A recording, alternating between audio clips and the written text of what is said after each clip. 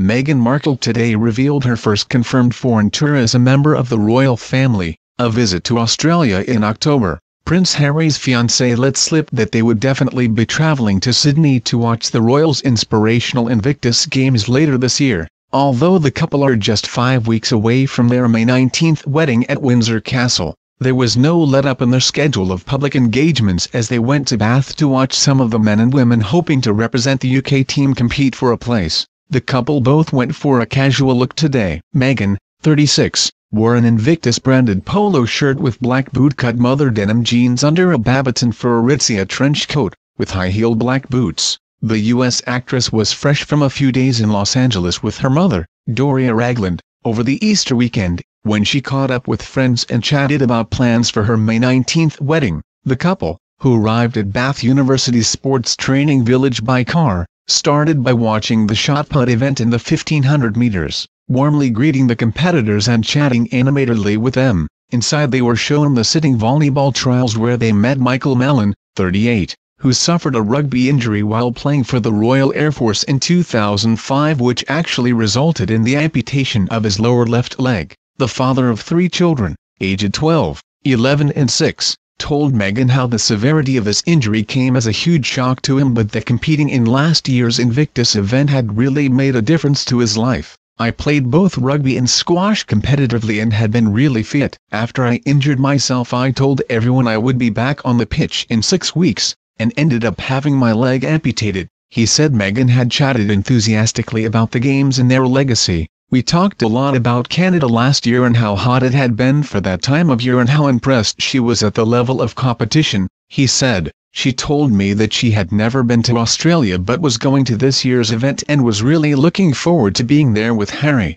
Mr. Mellon competed last year in the sitting volleyball and wheelchair basketball but hopes to add wheelchair rugby, known as murder ball, to his repertoire. As the couple walked into the Sports Centre, they stopped to chat to Poppy Weller, 8, whose father Paul is registered blind and hopes to compete in Sydney. She met Harry at last year's event in Canada and he bounded over to greet her. Meghan asked me my name and I told her it was Poppy and she said to me that there were lots of them on my name badge, she said, pointing to the remembrance flowers printed on it. Inside the building, the couple, by now Meghan had taken off her coat to display her Invictus polo shirt, were introduced to Kelly and Sarah Ganfield from Trowbridge, Wiltshire, and their 2-year-old daughter Bethany. Ms. Ganfield, 37, is registered blind after suffering 2 strokes that affected her sight, is aiming to win a place in the 100m, 200m and rowing. She competed last year and said, "What Prince Harry has done for servicemen and women is just remarkable. Invictus has been life-changing for me. I can't work at the moment but I am hoping Sydney will be the next stage in my recovery."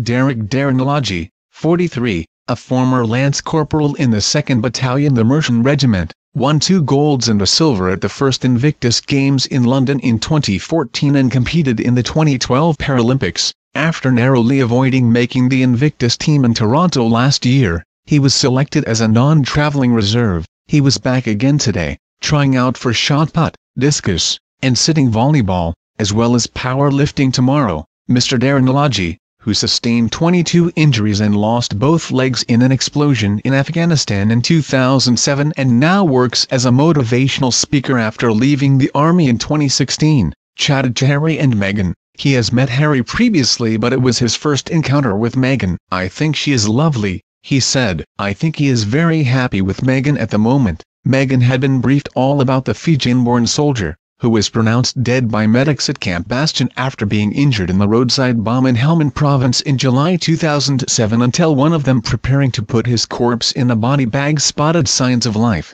"They just said it's very good, Derek, that you're back again today," she said. "I have seen the pictures and your story and she just wished me all the best for the Invictus Games." The ex-soldier, now a British citizen, said, "It's brilliant for all the guys that the couple are here today to show their support. I lost 9 mates during the tour. I suffered more than 22 injuries, so I can't complain that I'm here today." The Invictus Games is the only international sport event for wounded, injured and sick servicemen and women, both serving and veteran. Their aim is to use the power of sport to inspire recovery, support rehabilitation and generate a wider understanding and respect of all those who serve their country. Sydney is the fourth city to host the Invictus Games, after London in 2014, Orlando in 2016, and Toronto last year, which was attended by Meghan. The Sydney Games, staged from October 20 to 27, will see more than 500 competitors from 18 nations compete in 11 adaptive sports.